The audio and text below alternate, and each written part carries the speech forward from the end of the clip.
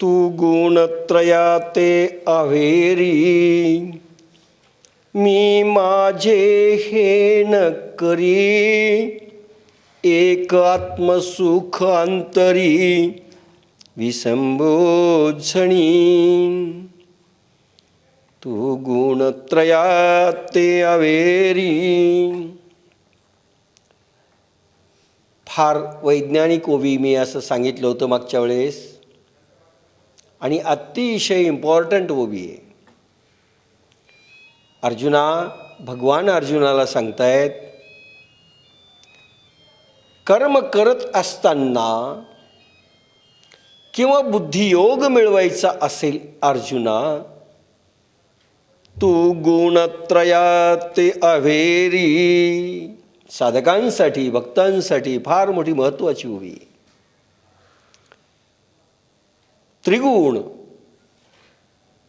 हे बाजूला सारले पाहिजेत, अव्हेरले पाहिजेत। गुण कशाला म्हणता येईल? त्रिगुण, सत्व, रज आणि तम हे त्रिगुण आहेत। ह्या तीन गुणांना बाजूला सारायचे अर्जुना। आता किती मागे बोललो ह्या ओळीवरती आता लक्षात नाही, पण भाग हा पुन्हा थोडासा घेतो। सत्व रज तम हेच गेले पाहिजेत। कशात असतात हो? कोणी म्हणेल सत्व रज तम हे बुद्धीत असतात, कोणी म्हणेल मनात असतात। पण बुद्धीत देखील यायला कुठून तरी निर्मिती व्हावी लागते ना। सत्वाची निर्मिती कुठून होते, रजाची निर्मिती कुठून होते, तमाची निर्मिती कुठून होते? काहीतरी सोर्स पाहिजे ना। आणि म्हणून ते मुळात कशात आहेत हे लक्षात घ्यायला पाहिजे। हे कोणीही सांगू शकलेलं नाहीये। आणि म्हणून माणसांचे स्वभावात जे दोष आलेले ते त्रिगुणांचे, सत्व रजतमांचे, नेमकं काय आहे हे कोणी सांगू शकत नाही। आणि कसं काढायचं, याचे प्रयोग कोणते? प्रत्येक महाराज सांगताना तुम्हाला असा दिसेल की रजोगुण सोडलं पाहिजे, तमोगुण सोडलं पाहिजे। आणि काही म्हणतात रजोगुण तमोगुण सोडण्याकरता काही पदार्थ सोडले पाहिजेत। मग काय? कांदा लसूण खाऊ नये, नॉन व्हेज खाऊ नये, म्हणजे मांस मदिरा भक्षण करू नये। मांस कोणता भाग येतो? तमोगुणांचा। मग रजही नको। अजून तमोगुणामध्ये काय? ज्या तमोगुणामध्ये जसेची तशी वस्तू खाऊ शकत नाही, किंवा डोळ्याला पाणी येतं, लवकर सडते, लवकर झिजते, जशीची तशी तुम्ही खाऊ शकत नाही, काहीतरी प्रोसेसिंग करावं लागतं। उदाहरणार्थ मांस जसेचे तसं खाता येत नाही, त्याला माल मसाला काय टाकावा लागेल, मग कुठे ते खाण्यासारखं होतं। आणि लवकर नष्ट होते। ती जर बाहेर ठेवली मांसासारखी वस्तू, लवकर सडते, लवकर खराब होते, दुर्गंधी प्रगट होते। त्या वस्तू तमोगुणी। कांदा का खाऊ नये? नॅचरली तुम्ही जशाच्या तसा कांदा खा बरं, कांदा आणि लसूण। आता पाकळ्या एक दोन खाणं वेगळी, लसणाच्या BP कमी होतो म्हणून। पूर्ण लसणाचं एवढं मोठं खाऊ शकणार नाहीत तुम्ही चावून। कांदा तसाच खा।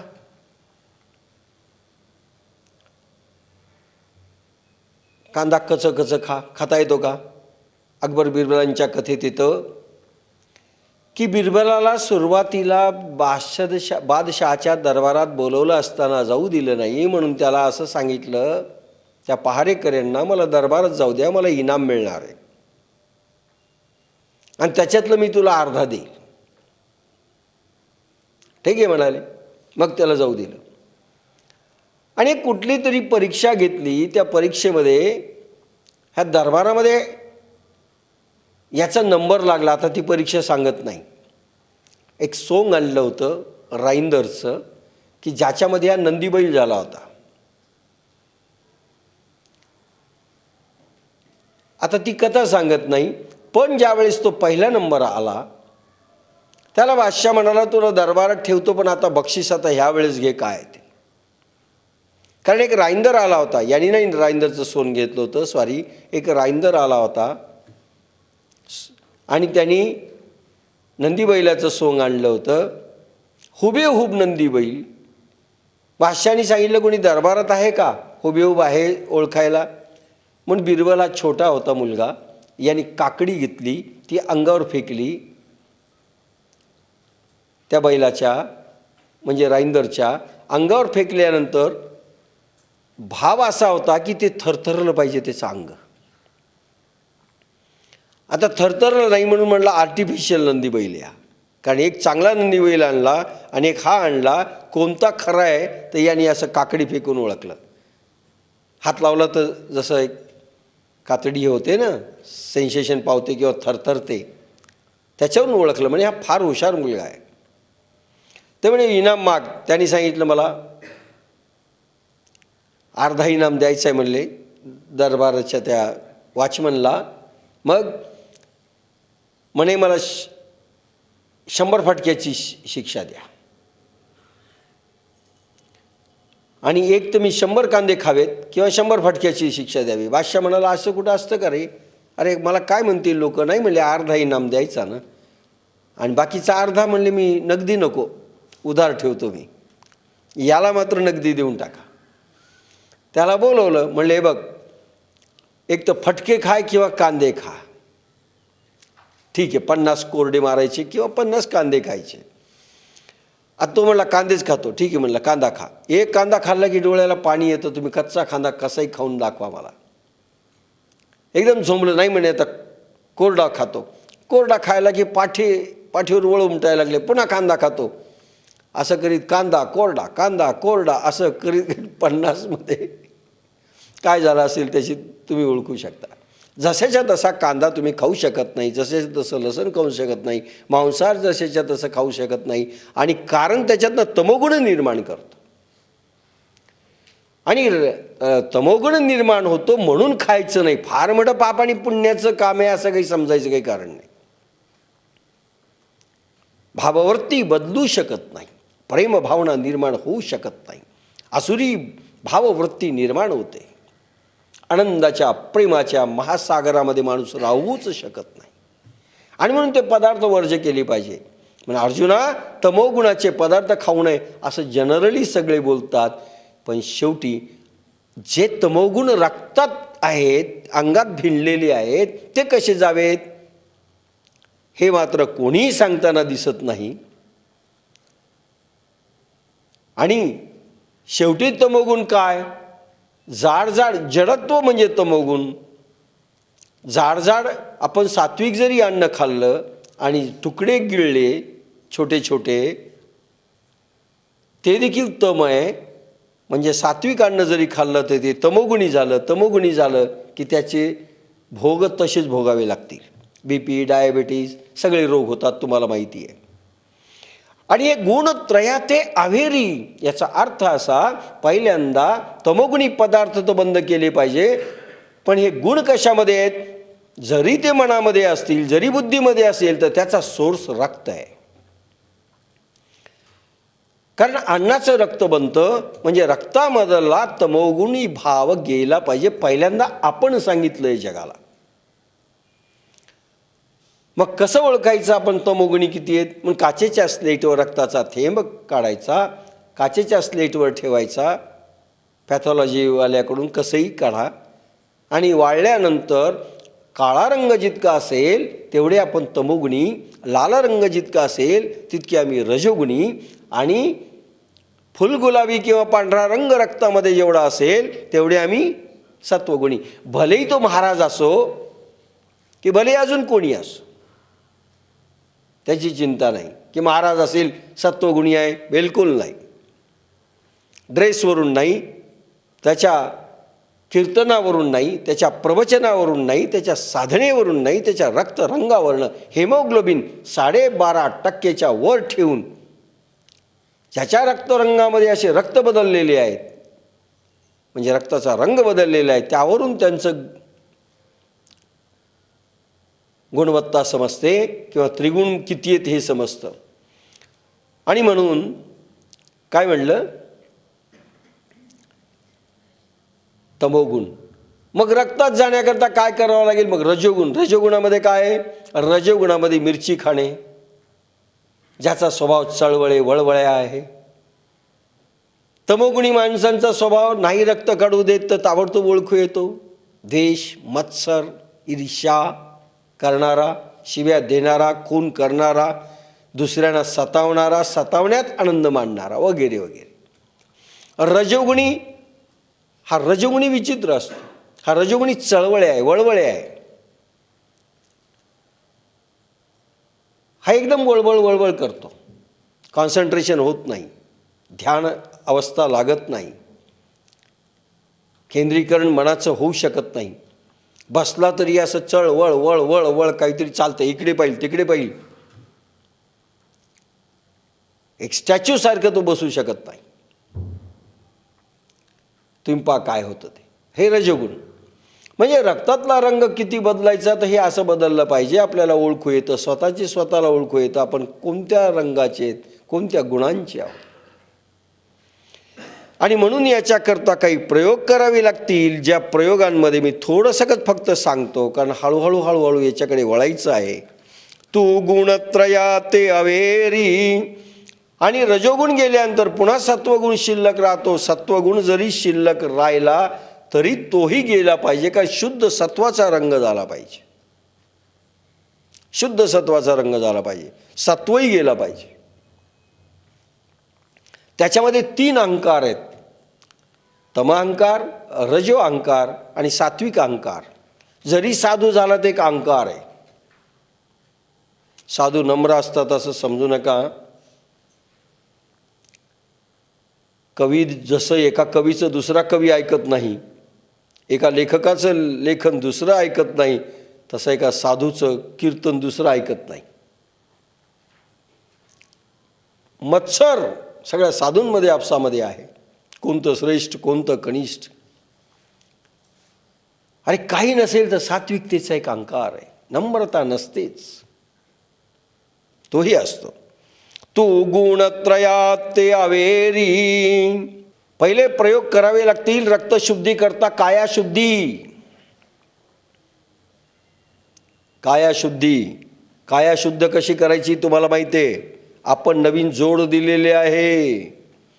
कीर्तनचं अंग, कीर्तनचं अंग हो यांग हरिरूप. आता तसं होणार नाही.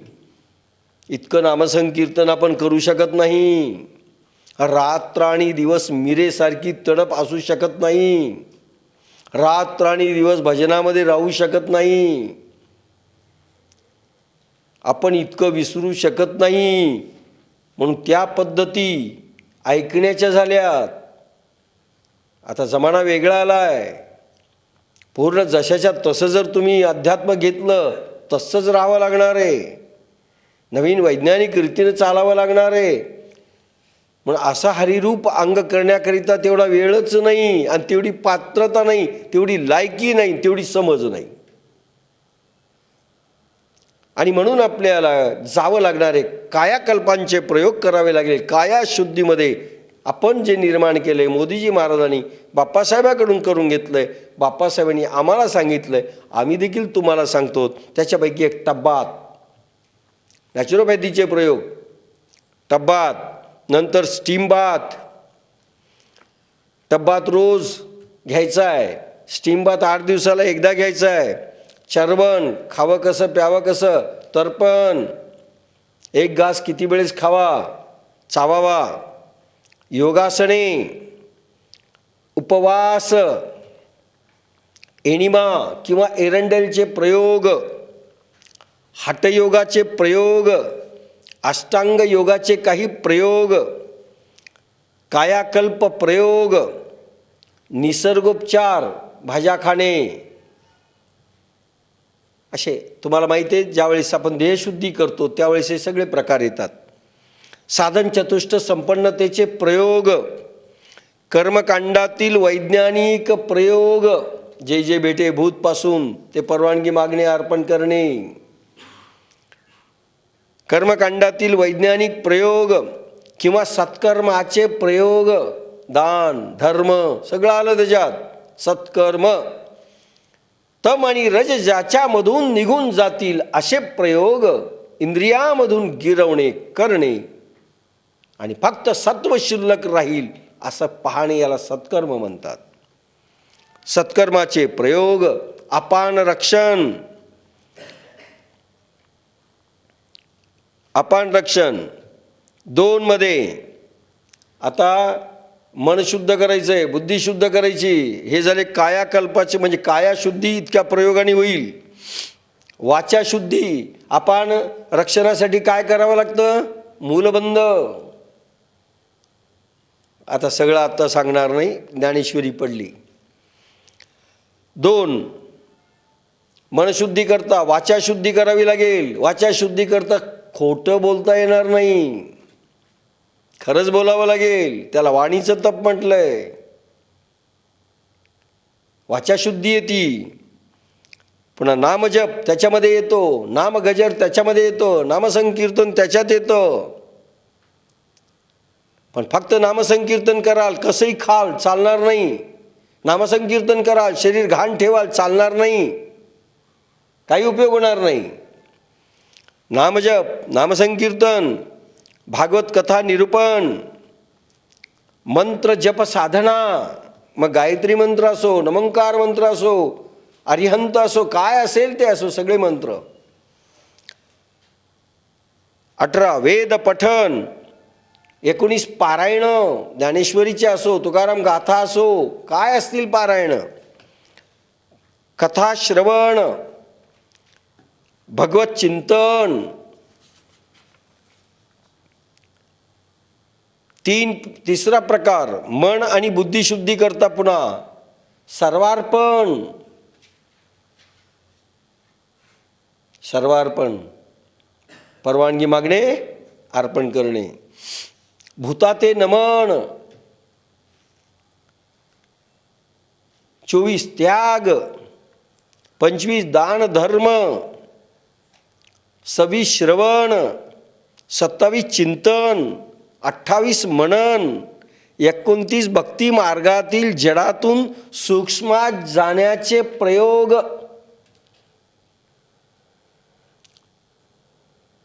मूर्ती आहे समोर, मूर्तीतून सूक्ष्मात कसं जायचं, जडातून सूक्ष्मात कसं जायचं. निस्ते डोके आदळतात त्या मूर्ती पुढे की चालले.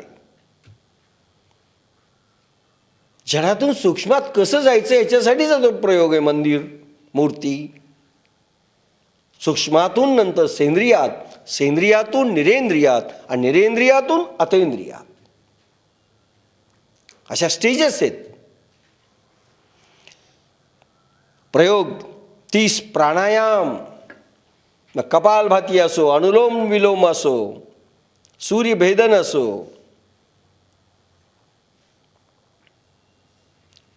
31 ईश्वरी कर्मयोग, ज्यांची कुंडलिनी शक्ती संक्रांत पद्धतीने सिद्धगुरूच्या कृपेने जागृत झालेली आहे. कर्मयोग भगवद्गीतेमधला सुरू झालेला आहे, तो कर्मयोग देखील याच्यात येतो. आणि ह्या सर्व प्रयोगांनी काया वाचा मन बुद्धी शुद्ध होते. मन बुद्धी काया वाचा शुद्ध करी. तुकारामांचा एवढा जर तुकडा घेतला, साधू केव्हा भेटतील? ऐसे ऐसी याने भेटती ते साधू रे, जयाच्या दर्शने तुटे भव बंधू रे.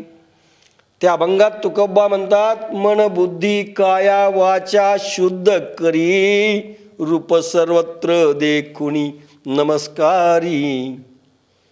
लघुत्व सर्व भावे अंगीकारी, सांडी मांडी मी तू पण ऐसी थोरी रे. आपण सायन्स घेतलंय पूर्ण, त्यांनी फक्त मन आणि बुद्धीचे काही प्रयोग दिलेत. अर्थ काम चाड नाही चिंता, वर्ते समाधानी जाणोनी नेणता, साधू भेट देती तया अवचितारे. त्यावेळेस सिद्धगुरूंची भेट होते. हा प्रयोग, हे सगळे प्रयोग गिरवले सर्वांगीण पद्धतीने. भक्त म्हणून गिरवा, साधक म्हणून गिरवा, कर्मकांडी म्हणून गिरवा, काय करायचं ते करा. ह्या सर्वांगीण पद्धतीने जर तुम्ही गेले, तू गुणत्रयात अवेरी, तेव्हा रक्तातून हे इतके रंग जातील. आता साधक म्हणून तुम्ही आपल्याकडे वळवा. आपण किती प्रयोग केलेत. मी माझे हे न करी, तुकारामांच्या अभंगातही तेच आहे. वर्ते समाधानी जाणूनी नेनता, अर्थ काम चा नाही चिंता. अर्थाची चिंता नाही, कशाचं नाही. मी माझे हे न करी. सोप्या भाषेत मौलीनी एक ओळी सांगितलंय, जगात तुला पाठवले तूही तुझा नाही, तुझे इंद्रिय तुझे नाही, तुझी बुद्धी तुझी नाही, तुझं मन तुझं नाही, तुझा देह तुझा नाही, तुझे विचार कामना वासना काही तुझ्या नाहीत, तुझ्या संपर्कात येणारे विषय वस्तू आणि व्यक्ती तेही तुझे नाहीत. तुम्ही वडील असाल, तुमचा मुलगा हा तुमचा नाही. तुम्ही बाप असाल, मुलगा तुमचा नाही. मुलगा असाल तुम्ही, तर बाप तुमचा नाही. तुम्ही ट्रस्टी आहात, तुम्ही फक्त ट्रस्टी आहात. मालकी हक्क नाही. माझं म्हणणं म्हणजे मालकी हक्क. मालकी हक्क आले की सुख आणि दुःख येतात, आणि सुख दुःख आले की पाप पुण्य येतं. दुसऱ्याचं घर जळालं म्हणलं तर फक्त अरे अरे अरे चांगलं नाही जाणार. आपलं जळालं म्हणलं तर काय होईल. तुम्हाला आता कळालं, कोणीतरी फोन केला, तुमच्या घराला आग लागली.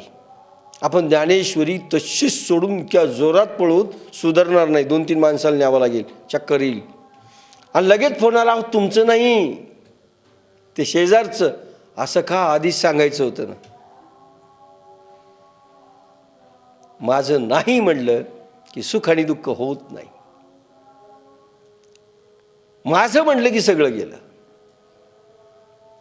तू माझे मी माझे. माझं केव्हा म्हणतो माणूस? स्वार्थासाठी. स्वार्थ केव्हा असतो? मालकी हक्क. मालकी हक्क का? रज आणि तम तुमच्या रक्तामध्ये शिल्लक आहे. तुमचं नसताना तुम्ही माझं म्हणता. तू गुणत्रय ते अवेरी. गुणत्रयाकरता पदार्थ जे पाहिजे ते तसे तुम्ही खा. अरे मिरची खाल्ली तरी ती गोड लागावी इथपर्यंत तुमचं सामर्थ्य पाहिजे, म्हणून इतकं चावून खा की काही खा. लाळेने जर तुम्ही पोट भरलं, सगळ्या अन्नाचं रूपांतर, अन्नकणांचं रूपांतर जर लाळेमध्ये झालं तर सात्विक होऊन बसतं. भलेही ती मिरची खाओ तुम्ही. रजोगुणी जरी आहार केला तरी तो सात्विक होऊन जातो. गिळताना गोड होतो. गोड झाला की सात्विक झाला.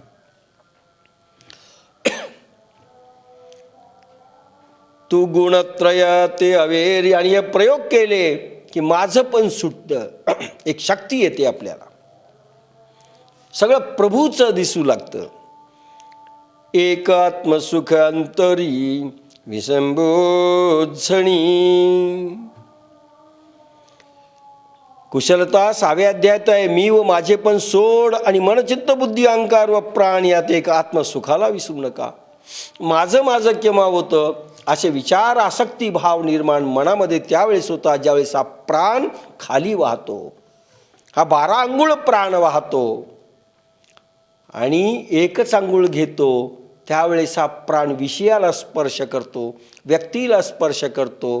प्राण इंजन आहे, मन त्याचा डब्बा आहे, बुद्धी पुन्हा दुसरा डब्बा आहे, अहंकार गती देतं.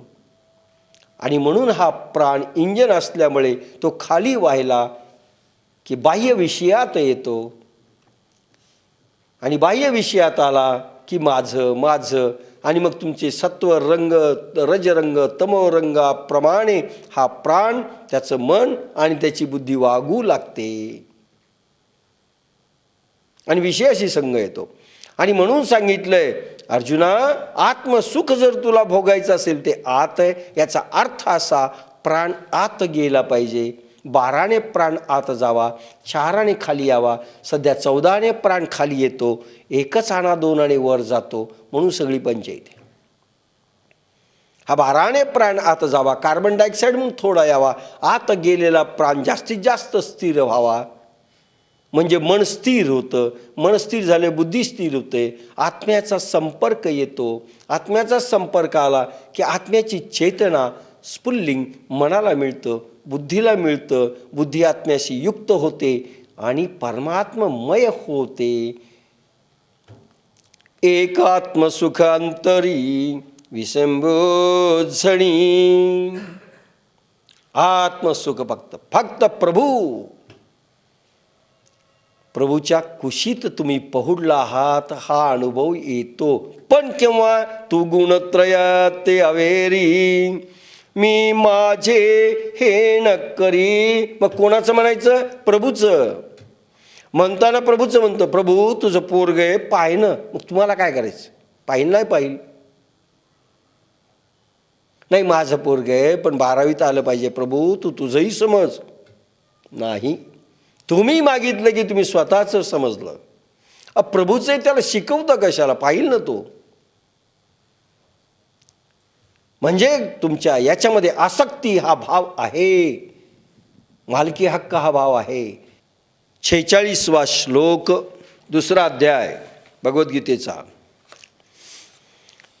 यावांगर्थ उदप्पने सर्वतः संप्लुतोदके, तावां सर्वेषु वेदेषु ब्राह्मणस्य विजानता.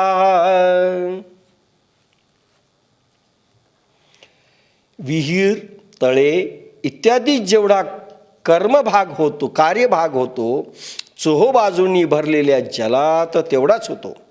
त्याच न्यायाने कर्मकांडरूप सर्व वेदात जो अर्थ, जे फळ, ती सर्व फल निष्पत्ती विद्यावान ज्ञानयोगी ब्राह्मणांच्या फलात अंतर्भूत होते. समगीत ह्या श्लोकावर, पाणी दिसे चोहीकडे, तेच आडात सापडे, तसे सर्व वेद सार विज्ञात्यास ब्रह्मझर. जरी वेदे बहुत बोलिले, विविध भेद सुचिले, तरी आपण हित आपुले तेची घेपे. वा. जरी वेदाने पुष्कळ गोष्टी सांगितल्या आहेत, अनेक भेद सुचविलेले आहेत, तरी त्यात आपणाला जे हितकर असेल ते निवडून घ्यावे आणि ते आचरणात आणावे. वेदातला प्रत्येक भाग घ्या, ज्ञानेश्वरांनी कुठेही सांगितलेला नाही. धर्मशास्त्रांमध्ये, कुठल्याही पंथाच्या धर्मशास्त्रांमध्ये जे काही लिहिलंय ते जसेच्या तसं उचलायला कुठेही सांगितलेलं नाही. माऊली म्हणतात, उदाहरणार्थ शिक्षण सगळं तुम्ही घेताय, व्यवहारात पहा. मेडिकल आहे, इंजिनिअरिंग आहे, इंजिनिअरिंगमध्ये प्रकार आहेत, अनेक प्रकार आहेत. वकील आहे, प्रोफेसर की आहे, काय काय असतील ते, इतके प्रकार आहेत सध्या. म्हणून सगळेच करायचे का? नाही. तुम्हाला हितकर, रुचकर जे असेल ते घ्या, सगळं नाही. एक जण गेला तलावापाशी, बाप्पा बाप्पा बाप्पा इतकं पाणी कसं पिऊ? कोण म्हणलं तुला सगळं पी? नाही, इतकं पाणी प्यायचंच कसं? म्हणून मी तसंच राहिलो. म्हणले, अरे ग्लासभर पी ना, पुन्हा लागलं तर दुसरा ग्लास पी, गरज काय? तरी त्यात आपणाला जे हितकर असेल तेच निवडून घ्यावे आणि ते आचरणात आणावे. हितकर शब्द आहे. जरी वेदे बहुत बोलिले. वेदांमध्ये वेद त्रिगुणी आहे. त्रिगुणी सत्व रज तम तिन्ही माणसांकरता आवश्यक प्रयोग दिले. आता एखादा तमोगुणी माणूस असेल, त्याला सत्वरंगात म्हणजे त्याला रजोरंगात जायचं असेल, त्यानं भक्ती करावी की न करावी. मग त्याची भक्ती जरा थोडी तामसी असेल, त्याच्या देवताही तामसी असतील, म्हणून बकरं कापतात. तुळजा भवानीला कापलंच, जशी भवानी यांना मागायला गेली होती. तामसी आहे. भक्ती त्यांची तामसी. भक्ती तामसी, वृत्ती तामसी, प्रकार तामसी, मागणी तामसी. देवा, चोर देखील देवाला मागतात. देवा 4 घरं तरी मिळू दे लुटायला. त्यांची भक्ती आहे. वेदांनी ज्याला जो ज्या पाहिजे काळी, ज्याला जे पाहिजे ते वेदांमध्ये. तंत्रमार्ग आहे, यंत्रमार्ग आहे, सगळे प्रकार आहेत. जारण मारण उच्चाटनापासून कर्मकांडांच्या सर्व प्रयोगापर्यंत. आम्ही ब्राह्मण आहेत, कर्मकांडांचे प्रयोग घ्या. आम्ही तंत्रमार्गी आहेत, आम्हाला हा प्रयोग पाहिजे, घ्या. म्हणजे सगळंच तुम्ही नाही करायचं, तुम्हाला हितकर जे असेल तेवढं करा आणि तेवढंच घ्या. जरी वेदे बहुत बोलिले, विविध भेद सुचिले, तरी आपण हित आपुले, तेची घेते घेपे. तुमचं हित कशात आहे आणि कोणतं घेतलं म्हणजे आपलं हित होईल ते पहा आणि तसं करा. जैसा प्रगटलिया गर्भस्ती, असे शही मार्ग दिसती, तरी ते तुलेही काय चाली जती, सांगे मज. जसे सूर्योदयानंतर अनेक रस्ते दिसतात, पण त्या सर्व मार्गांनी कोणी चालतो काय सांगा बरे. सूर्य उगवला आहे आणि नगरामधून आपण बाहेर पडतोय. प्रत्येक नगरामध्ये आज तुम्ही कुठल्याही शहरातून बाहेर पडताना तुम्हाला 4 रस्ते दिसतील. म्हणजे चारीकडे जाणार का तुम्ही? का तुम्हाचं गंतव्य काय आहे, तुमचं डेस्टिनेशन काय आहे, तुम्ही अंतिम कुठे तुम्हाला जायचं आहे तो पाहून तुम्ही पाट्या पाहून जाणार की नाही? मग काय झालं, त्यांनी 4 रस्ते केले, कुठलेही जाऊ. म्हणून वेदांनी सगळे रस्ते दाखवलेत, पण तुम्हाला काय पाहिजे बाबा ते करा. पुत्र कामेष्टी देखील यज्ञ आहेत. इंद्राचं इंद्रपद खाली लोळवायचं तेही यज्ञ आहेत. सगळं आहे ना. तुम्हाला काय पाहिजे आणि तसे फळही तुम्ही भोगा. क्षेपणास्त्र निर्मिती करायची असेल आहे ना, तोही प्रकार आहे. म्हणून गभस्ती म्हणजे भगवान सूर्यनारायण प्रगटल्यानंतर 4ही दिशांना जरी 4 रस्ते दिसत असले, तुम्हाला नेमकं हित कोणतं आहे, कोणत्या रस्त्याला जायचं आहे तुम्ही निवडावं. कोणत्याही मार्गात तुम्ही जात नाहीत.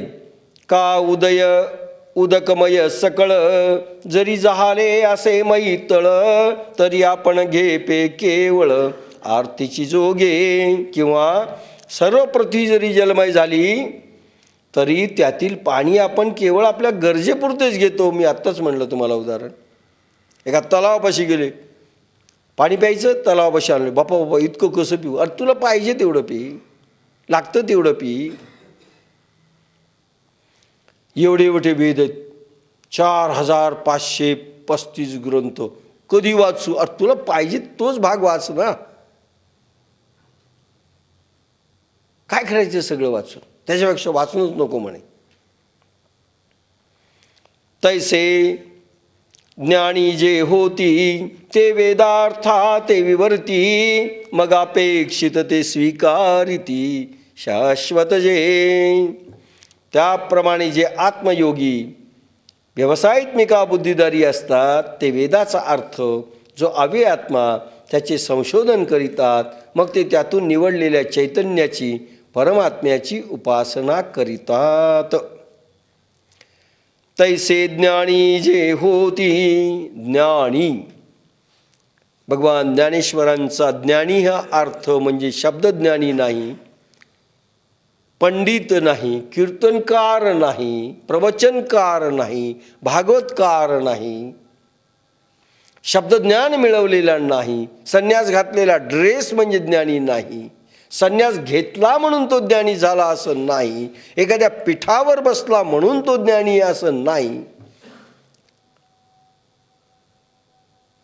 आत्मज्ञान ज्यानं मिळवलं, आत्मा ज्याच्या दृष्टीसमोर प्रगट झाला, सद्गुरु कृपेने ज्याला ब्रह्मसाक्षात्कार झाला, सविकल्प समाधी लागली आणि त्यानंतर अखंडितपणे ऊर्ध्वश्वास सतत वाहत चाललाय आणि समाधीबोधावस्थेमध्ये अविरत अखंड श्वास चाललेला आहे, अनुसंधान घडलेलं आहे आणि समाधीत राहून व्यवहार करतोय. कशा खुणा आहेत त्याच्या, त्याला म्हणतात ज्ञानी. आत्मज्ञान झालेला, शब्दज्ञानी नाही, विषयज्ञानी नाही, बाकी कोणतंही ज्ञानी नाही. तैसे ज्ञानी जे होती ते वेदार्था ते विवरिती. वेद ज्ञानेश्वरी किंवा गीता किंवा तुकाराम गाथा, नाथ भागवत, काय तुमचे ग्रंथ असतील, दासबोध, त्याच्यामधून तुम्हाला आत्मसाधना करण्याकरिता जेवढा उपयोग होतो तेवढंच वाचा, तेवढंच घ्या, बाकीचे प्रयोग दूर करा. तुम्ही कुठल्या स्टेजमध्ये पृथ्वीतत्वाची उपासना चालली असेल, तुम्हाला पृथ्वीतत्व जयाची, बाकी भानगडीत कशाला पडता, तेवढंच घ्या. जलतत्वाची उपासना चालली असेल त्यावेळेस तेवढाच भाग घ्या. तेजतत्वाची उपासना चालली असेल तेवढाच भाग घ्या. आकाशतत्वाची असेल तेवढा भाग घ्या. चर्वण तर्पण जुळत नाही, मग चर्वण तर्पण जुळवा, बाकीचा भाग करू नका. आणि आवश्यकच भाग करा. मूर्तीची पूजा चालली, पोथ्याही वाचणं चालल्यात, कर्मकांडांचे प्रयोगही चाललेत, यज्ञ हवनही चाललंय आणि कर्मयोगाला साधनेला मात्र 1 मिनिटही टाईम नाही. हितकर नाही आहे, असं कर्म नाही आहे. अपेक्षित स्वीकारात. आत्ता काय अपेक्षित आहे तुम्हाला सांगा. चर्वण तर्पण तुम्ही करताय, अपेक्षित काय काय? तसंच खाणं, जास्त न खाणं, तशाच पद्धतीनं खाणं, अपान रक्षण करणं, हे अपेक्षित आहे. आणि पुढं साधना करणं. जे जे प्रयोग कराल ते अपेक्षित काय तेवढंच करा, बाकी भानगडीत पडू नका. कलेक्शन सेंटर नाही सगळंच. ते वेदार्था ते विवरिती. म्हणजे वेदार्थ किती वेदांनी अर्थ सांगितले, तुम्हाला कोणता अपेक्षित आहे तो घ्या. वेदाचे अर्थ खूप आहेत. वेद म्हणजे प्राण, वेद म्हणजे ज्ञान. वेद वेद वेद अनेक अर्थाने आले, पण तुम्हाला नेमका कोणता अर्थ आहे? आता प्राणाचा अभ्यास असेल तर प्राण अर्थ झाला. वेदाचा अर्थ ब्रह्म देखील आहे. वेदो हि ब्रह्म, वेदो हि प्राण. ज्या वेळेस जे अपेक्षित असेल त्यावेळेस त्या वेदाच्या अर्थांचं प्रयोगांचं अनुकरण करायचं. लक्षात घ्या किती सायन्स सांगितलेलं आहे भगवान ज्ञानेश्वरांनी. ते वेदार्था ते विवरिती. तैसे ज्ञानी जे होती ते वेदार्था ते विवरिती. मग अपेक्षित ते स्वीकारिती. शाश्वत जे, शाश्वत म्हणजे जे टिकणार आहे, जे आवश्यक आहे, जे सत्य आहे, जे नश्वर नाही. आता तुमचा ईश्वर हा टिकणारा आहे. कागदाचा ईश्वर, मूर्तीचा ईश्वर हा टिकाऊ आहे का? आणि तो तसाच आहे का? सत्य आहे का? तुमच्या साधनेला कोणता ईश्वर पाहिजे तो घ्या ना. जड ईश्वर घेतला, साधन मात्र अतींद्रिय चाललं, तुम्ही गेले कामात. ज्ञानेश्वरांची ओवी काय सायन्स सांगते. तैसे ज्ञानी जे होती ते वेदार्था ते विवरिती. तुकारामांनी देखील सांगितलंय उत्तम, मध्यम आणि कनिष्ठा करतावान. मूर्तीची पूजा सुरुवातीला सांगितली असेल, नंतर करावी ती पूजा म्हणेची उत्तम, लौकिकाचे काम काय येथे. करावी ती पूजा म्हणेची उत्तम.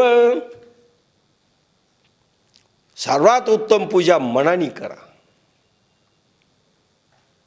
बस डोळे झाकायचे.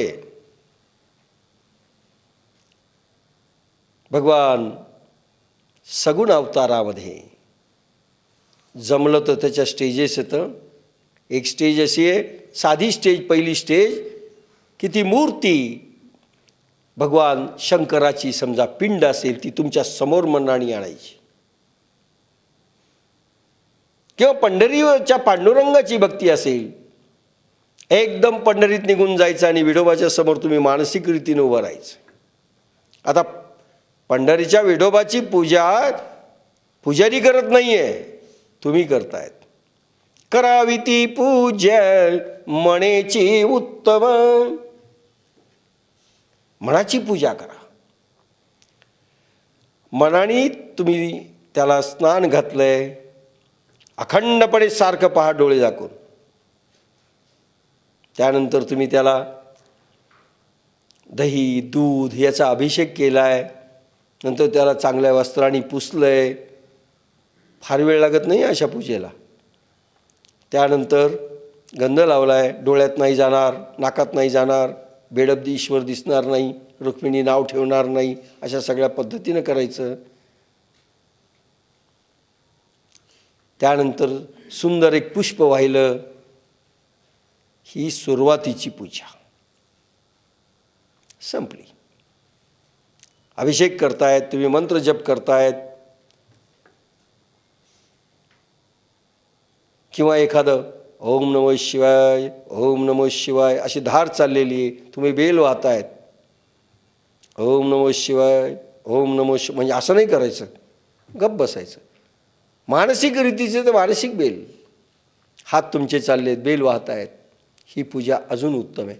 त्याच्या पुढे भगवान शंभू स्वतः सगुण रूपात आपल्या समोर आहेत, आपण पूजा करताय. पार्वती बाजूला आहे,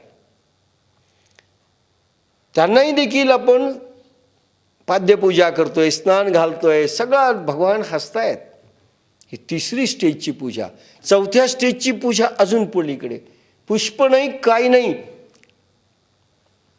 मनच वाहतोय, बुद्धी वाहतोय, पूर्ण समर्पण, चारी देह वाहतोय, ऑल ऑल ऑल समर्पण.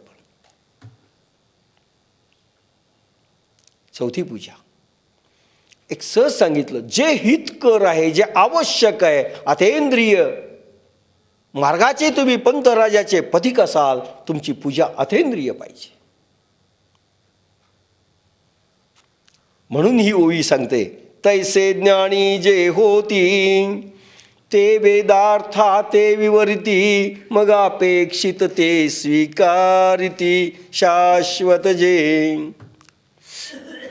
आता ओवी श्लोक येतोय 47वा भगवद्गीतेचा संस्कृत श्लोक, जो सर्वसाधारणपणे भगवद्गीतेचा सर्व कीर्तनकारापासून ह्या देशात पहिल्यांदा सर्वात जास्त जर श्लोक येत असेल तो हा. कर्मण्येवाधिकारस्ते मा फलेषु कदाचन मा कर्मफल हेतुर्भूर्मा ते संगो स्वकर्मणी कर्मण्येवाधिकारस्ते मा फलेषु कदाचन. अर्थ आहे सोडून केलेले कर्म बुद्धियोग सिद्धीला उपयोगी पडते. हे फलकामासक्ती सोडून केलेले कर्म बुद्धियोग सिद्धीला उपयोगी पडते. तुझा अधिकार कर्मामध्येच आहे, ज्ञानात नाही. कर्म करीतानाही त्याच्या फलाविषयी कधीच आशा नसो. कर्मफलाशा करून त्याचा हेतू होऊ नकोस. तुझी प्रीती कर्मच न करणे यात न होवो. समगीत बापासाहेबांनी केलेलं. तुझी योग्यता कर्मात नसो केव्हाही फलात, नको कर्म फळी हेतू नको आकर्मी तू ऋतू. ओवी माऊलींची ह्या श्लोकावर म्हणून ऐके पार्था याची परी पाहता, तुझ उचित होयाता स्वकर्म ते हे. म्हणून ऐके पार्था याची परी पाहता, तुझ उचित होय आता स्वकर्म हे. अर्जुना ऐक, परमात्म्याची प्राप्ती या एकाच ध्येयाच्या दृष्टीने पाहिले असता यावेळी तुला हे स्वकर्म योग्य आहे. भगवान गोपाल कृष्णाने कर्म थिअरी वर्णन केली. पूर्ण नाही, अजून करणार आहेत. पण एकदम ह्या सर्व कर्मामध्ये काय आवश्यक आहे म्हटलं, अर्जुना तू अतींद्रिय मार्गाचा पथिक आहेस. लक्षात घ्या, जड भगवानाचा पथिक नाही, जड साधनेचा पथिक नाहीस, व्यवहारामधून जात असणाराचा पथिक नाही. तू आहेस अतींद्रिय साधक आहेस. भगवानही अतींद्रिय आहे, इंद्रिय गोचर नाही आहे तुझा. आणि म्हणून तुला आता स्वधर्माकरिता सद्धर्म आचरणाकरिता स्वकर्म केलं पाहिजे. स्वधर्म स्वकर्म. स्वधर्म म्हणजे स्व म्हणजे आत्मा. लक्षात घ्या, एकच अर्थ स्वचा निघतो. स्वधर्म म्हणजे स्व म्हणजे आत्मा. आत्म्याचा धर्म. आत्म्याचे दोन धर्म आहेत, गतिवंत धर्म, स्थितिवंत धर्म. आपण सांगितले, आता नको त्याचं पुन्हा. आणि असे प्रयोग ज्याच्यामधून आत्मा प्रगट होईल तो धर्म. स्वकर्म म्हणजे असे कर्म करायचे. आत्मा स्वकर्म म्हणजे आत्म्याला आत्मा प्रगट होण्याकरिता, प्राण मन बुद्धी आत्म्यामध्ये स्थिर राहण्याकरिता, समाधी बोध अवस्था प्राप्त होण्याकरिता, कैवल्य पदप्राप्ती मिळवण्याकरिता, मोक्षाला जाण्याकरिता. लक्षात घ्या, त्याच्यासाठी जे कर्म करायचं ते आत्म्याकडे जाणाऱ्या वाटेवरचेच असले पाहिजे. म्हणजे प्राण मन बुद्धी आत जाते, उलट जाते, आत्म्याकडे जाते. त्यावेळेस लागणारे जे कर्म आहे त्याला स्वकर्म म्हटलंय. आत्मधर्माकडे जाणारे क्रिया प्रयोग त्याला स्वकर्म म्हटलंय. म्हणजे तुमचं गंतव्य एक पाहिजे, साधन तुम्ही निवडलं पाहिजे. तुमच्याकडे बैलगाडी आहे, तुमच्याकडे कार आहे, तुमच्याकडे सायकल आहे, जायचंय तुम्हाला औरंगाबादला. आवश्यक वस्तू बरोबर घेतल्या पाहिजे. सायकलनं जायचं तर एक मुक्काम कुठेतरी होणार आहे. मग मुक्काम जर होणार असेल, मग दशम्या किती घ्यायच्या, पोळ्या किती घ्यायच्या, भाजी किती घ्यायची, कुठे मुक्काम करायचा, हा सगळा प्रकार येणार आहे. कारणी जायचं असेल, मुक्कामाची गरज नाही, पण कुठेतरी खावं लागणार आहे. मग काय खायचं, कुठे खायचं, याची तयारी करावी लागणार आहे. स्वकर्म. आता तुम्ही आत्म्याचं गंतव्य आहे. आत्मगंतव्य असताना खाणं पिणं कसं आहे, साधन कोणतं आहे? आता आत्मसाधना चालू आहे, प्राण मन बुद्धीचे चालू आहे, आणि तुम्ही खाली उतरून पूजा करायला लागले, खाली उतरून पोथ्या वाचायला लागले. वाचू नका असं नाही. वेळ किती कोणाला द्यायचा? तुम्हाला औरंगाबादला जायचं आहे, 3 तासात पोचवायचं आहे, आणि तुम्ही कुठे उतरायला लागले? टाकळी कुंभकर्ण उतरले, पाटी दिसली, भजे दिसले, बसले घंटाभर खात, तिथून निघाले झरी, वा 4 हॉटेल आहेत, पुन्हा तिथं उतरले, 1-2 घंटे गप्पा मारल्या. 3 घंटे जाणार आहेत तुम्ही? नाही गेलो. मग ती गाडी गेली आणि याचंही निरर्थक झालं. टाईम फॅक्टर आहे की नाही? Time adjustment, time management. इथे ज्ञानेश्वर टाईम मॅनेजमेंट म्हणतात. करू नका असं नाही, आम्ही केलं तर काय बिघडलं, मारा ना गप्पा. पण तुमच्या टाईमला 3च घंट्याचा असेल आणि तो ऑफिसर तुम्हाला त्या 3 घंट्याच्या तिथेच मिळणार असेल, आणि तुम्ही मध्येच टाईम घातले, तोही मिळणार नाही. प्रवास व्यर्थ गेला, आणि जे तुम्ही केलं ते उपयोगी नाही पडलं. सगळ्या लोकांचं हेच होत आहे. आयुष्य किती, गंतव्यस्थान किती, तुमची क्षमता किती, तुमचं साधन कोणतं, आणि त्या साधनाकरता तुमचा टाईम किती आहे तुम्हाला, आणि त्या टाईममध्ये मग नेमकं किती बसवायचं आहे. 5 वाजता ट्रेन जाणार आहे, ती पकडायची. किती वाजता उठावं, टाईम तुम्ही तुमचं पहा. साधना 3 तास जर करायची असेल, 1 तास तुम्हाला स्नानाला लागेल. 6ची ट्रेन आहे, 5:30ला स्टेशनवर जावं लागेल. त्याच्या आधी 1 तास स्नान, 1 तास स्नानाचा म्हणजे 4:30. त्याच्या अगोदर 3 तास साधना करायचं तुमचा नियम असेल तर 2ला उठावं लागेल. आणि पुन्हा देवाचा पूजाच करायची असेल अजून 1 तास अगोदर. तुम्ही तुमचे पहा टाईम किती आहेत तुम्हाला. पण 3 तास साधना मस्ट आहे. पण 3 तास तुम्ही काहीच केलं नाही. टाईम मॅनेजमेंट नाही आपल्याकडे. आम्हाला वेळ मिळत नाही म्हणणाऱ्याकडे टाईम मॅनेजमेंट नाही. टाईम मॅनेजमेंट नाही, आणि किंमतही नाही त्या माणसांना टाईमची. म्हणून स्वकर्म काय, तुला दिलेलं आयुष्य किती, तुला किती साधना करायची, गंतव्य किती, जायचं किती, हाताशी वेळ किती, आयुष्य किती, बसल्यानंतर मन कधी लागतं. लक्षात घ्या, 2 तास बसल्यानंतर सुरुवातच होत नाही चांगले अनुभव यायला, आणि नंतर 2 तास बसलं तर येतं. उदाहरणार्थ तुम्ही आळंदीला गेले, काय झालं आपल्याला, पहिल्या दिवशी सगळ्यांना विशेष अनुभव नाही. मग दुसऱ्या दिवशी कसे तरी सुरू झाले, 3ऱ्या दिवशी जोरात आले, 4थ्या दिवशी क्लायमॅक्स होणार की आपलं डबडं वाजलं, झालं, शिबिर संपलं. मग 4 दिवसात असं जर माहिती आहे, मग 4 दिवस अगोदर घरीच तयारी करा ना, की जो 4था दिवस येतो तो पहिला यावा. नाही तिथे मग पहिला दिवस लॅट्रिनच्या रांगा, शरीरशुद्धी, 2रा दिवस सगळं मस्त आहे.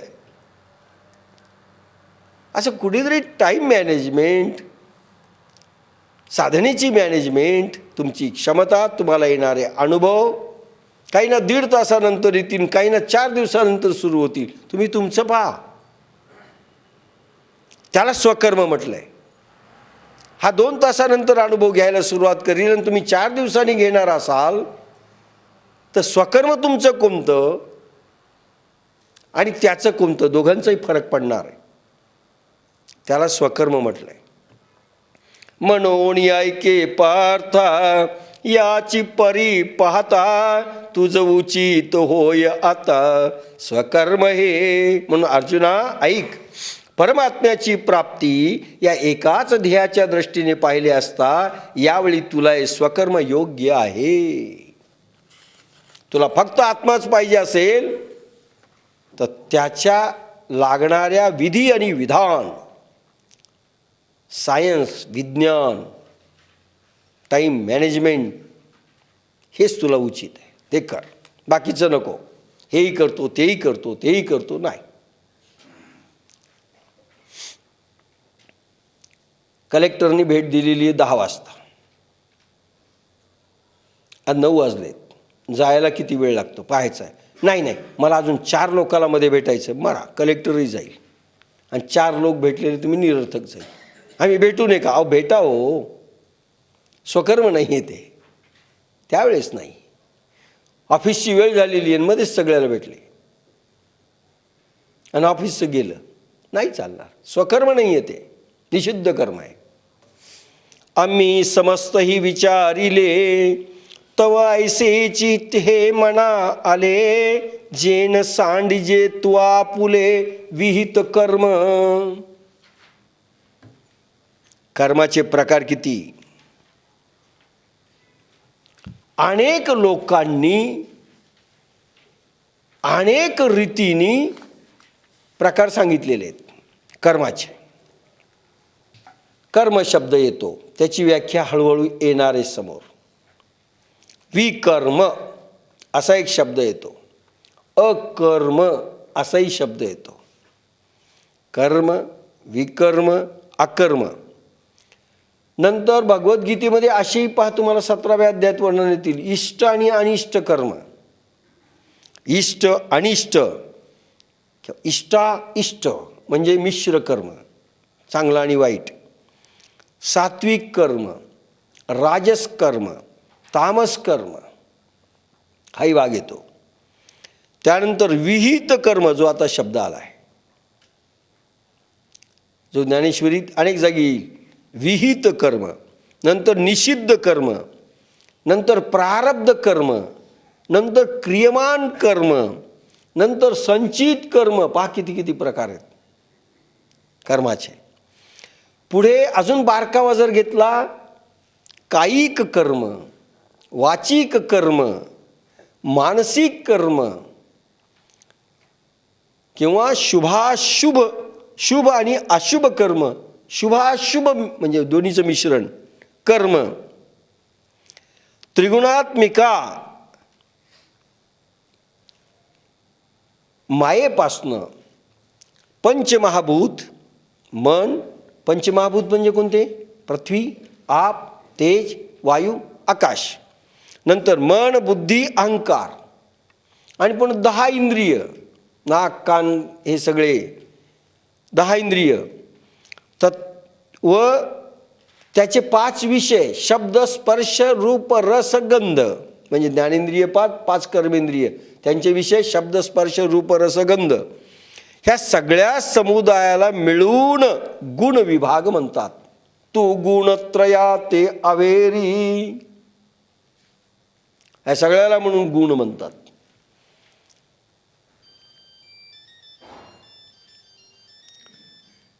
त्यानंतर त्यामधून, ह्या सगळ्यामधून एक दुसऱ्याच्या ज्या ॲक्शन रिॲक्शन चालतात, ह्या इंद्रियांच्या, अजून कशाच्या? पंचविषयांच्या, मनबुद्धी अहंकाराच्या, पंचभूतामधून येणाऱ्या पारस्परिक चेष्टा, हा कर्मविभाग आहे. गुण व कर्म त्याच्या आधारावर सृष्टिक्रम चाललेला आहे. हा गुण आणि कर्म.